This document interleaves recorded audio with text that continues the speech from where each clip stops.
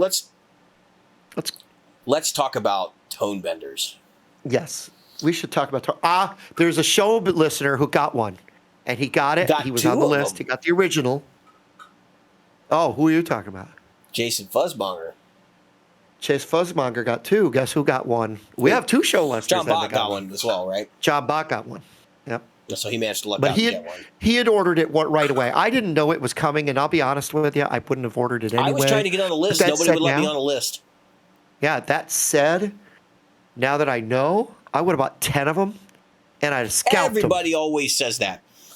Everybody always says that. I didn't know, and then if I'd have bought it, I'd have bought 10 of them, and it's like, listen, I want to explain something to you about how this works. Those pedals are not worth $1,600 or whatever they're going for in Reverb. They're not, but they're going for. I checked Reverb the other day. Let's see what it is today. Let's do a live Reverb. Look for sold. Yeah, that's what I was doing. Okay. So if I looked for a Tonebender, okay, there it is. Right away, it pops up once you type tone. Yeah, there it is.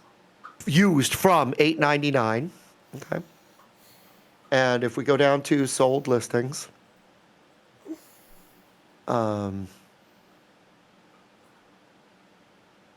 We've got them. Okay, they're dropping a bit. They're down to $8.29. Yeah. The first one sold at 12. Well, more than that. The first one sold at. Don't worry about the shipping. Just what's it listed for? Well, one went in April for almost $1,700, which is a pre-order. Which was a pre-order. Some idiot bought a pedal they'd never tried for a pre-order from someone for $1,700. Mm-hmm.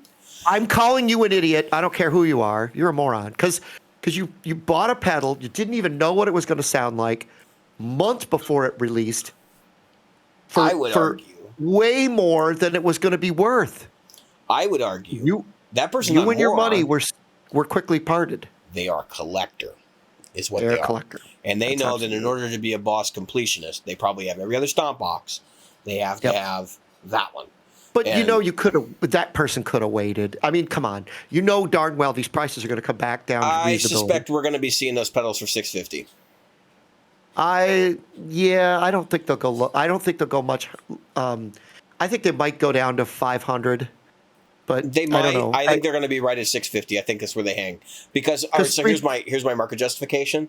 That's where the King of Tone sits, and that's a pedal that's basically unobtainium unless you have one on order. They made a lot of these. This is not a small. It's not like they made 250 of them. They made 3,000. 3,000. Yeah. And to put it in perspective, Boss doesn't sell 3,000 of one pedal a year most of the time, especially not one that costs $350. Right. That's what I was going to say. I would agree with that number. Now, actually, anything over 200, I would agree with. I wouldn't be surprised if we don't get another incarnation of this pedal later. Maybe using a new transistor, not bearing the germanium. It'll be some other transistor, and it won't bear the Tonebender name, but it will be basically the same circuit with. And here's my logic. So, Boss did an experiment. They wanted to see how marketable them doing a vintage style effect was. And they got the Tonebender name, which helped, right? That automatically hyped this thing all to hell. Clearly, there's a market for it because people bought them. That's right. And so just keep this in mind, though. Anytime you buy a used Tonebender, mark whatever pedal, on Reverb, and it sells for the Boss Tonebender, sells for more than the original freaking Sola Sound or, whatever Tonebender from Mercari's, ask yourself a question.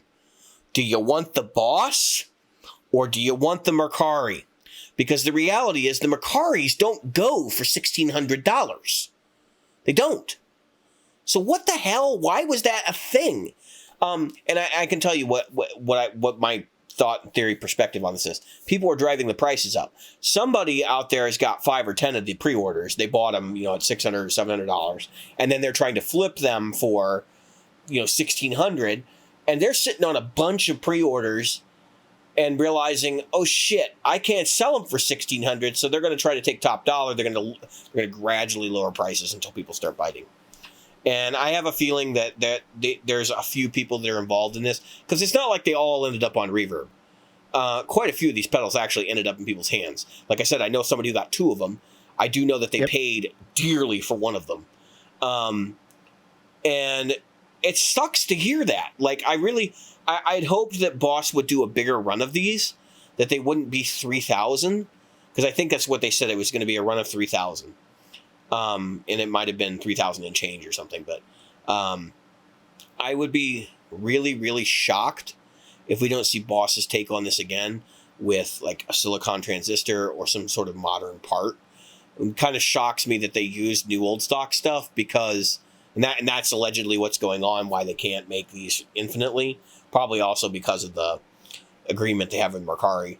But they said that they were only able to find parts to make, this many. And it's like, okay, then your Boss Roland, like, you have connections. You could have those parts made. Just like MXR, Jim Dunlop, got ticked off because they couldn't compete with the germanium fuzz market that was taking off. So they actually got somebody to make them germanium transistors, just like the old NKT 275 specs. Okay? Because realistically, knowing what I do about electronics manufacturing, you could get limited runs of them made. You could get, like, you could say, okay, you know what? I want to order. So what they do is they go, okay, one 2-week period or whatever a year, we're going to pump out these things, or we'll pay some people overtime because you're giving us enough money. We'll make these out of hours, and we'll make them for a year, and we'll make you X thousand of them a year, because it's just not unrealistic to expect that from a company that's building electronic components. That's what my daughter does for a living. If Mike Fuller can get a company to make the same pot that was used in wah pedals that was made in Italy in the 60s. Right. He does not have the capital of Boss Roland, MXR, or anyone else in this industry that you would think about building their own parts to make something. That's why I'm like, this is a no-brainer. And you're absolutely right, Jim. Like, how this works is that basically it's a small run manufacturing thing, but you can find people that'll do it. That's right. You just got to find a company that builds transistors of that type and say, I need to get these because I need them to fit this thing. And what they do is they create a recipe. It's literally a recipe, just like you make. Yeah, it's chemicals. Mashed potatoes. It's a recipe of chemicals, and they put them together and they pay people to get it done. And again, they'll meet your stuff. They will meet you for a price. Boss has proven that this pedal is a marketable pedal, that they could sell more, and they could sell them for top dollar. Here's the thing that I see. I understand why the MD200 or MD500 or the other ones are a little more money. You've got a one-trick pony right here. Yeah, it's convenience. It's not that the pedal costs anymore. It's just that this is going to answer a lot of problems for you, and so the market the market price goes up because it can sustain that. Right. And I think, personally, that Boss dipped their toes in the water, not just in the way of, can we do this Tonebender thing, but can we market our pedals, our one button? That's one of those famous one button pedals that everybody loves. Let's face it, we all have a Boss pedal we love. And they've proven that they can put out one that's, like you said, based on a classic circuit, and will command prices like a JHS, like a J Rocket. It's beyond those prices. I mean, $350 is like Vemoram territory. Right, yeah. they're going up against Strymon in the pricing market. I mean, so they've been and that's funny that you bring that up because they've been going against Strymon for a while. I mean, the whole DD series is basically designed to fight Strymon. That they punch above their weight because Boss was getting threatened by the Strymon product line. The only product I think that Boss makes that is inferior to what Strymon is doing right now is probably the modulation. The MD 500. The MD.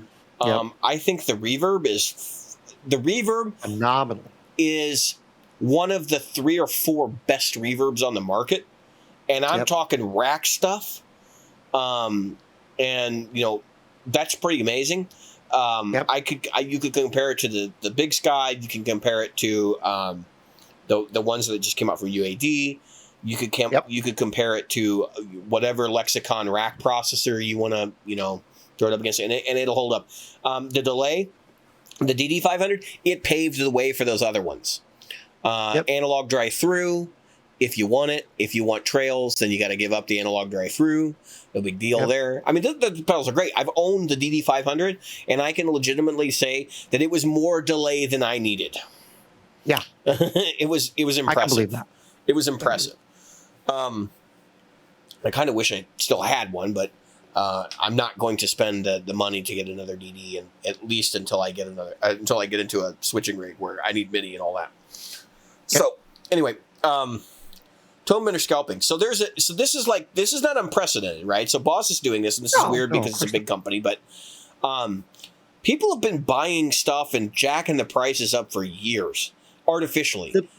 It's a classic example is Klons. So there are Klon collectors. There are people that have dozens of Klons, and it sounds mind-boggling when you think the pedal that goes from between $4,000 and $6,000 now. It has collectors, but these people were collecting it when it was cheap because they knew that there were variations, and they caught on early, and they went, someday these are going to be worth some money. And they saw maybe a couple of their famous players that were using them, and they're like, we're getting some of them. And they had them sitting on their shelves, and then the prices gradually started to go up because people were looking for them, and they were out of production. Now even the KTR is like $800, which is just mind-boggling to me because the KTR has been in production and out of production and back in production, and it's still going for $800. It just seems crazy. Kind of makes me wish I'd bought a KTR when they were $300. I mean, they weren't that expensive. If I could have seen the future, I'd have bought a Klon. Okay. So this is another segment.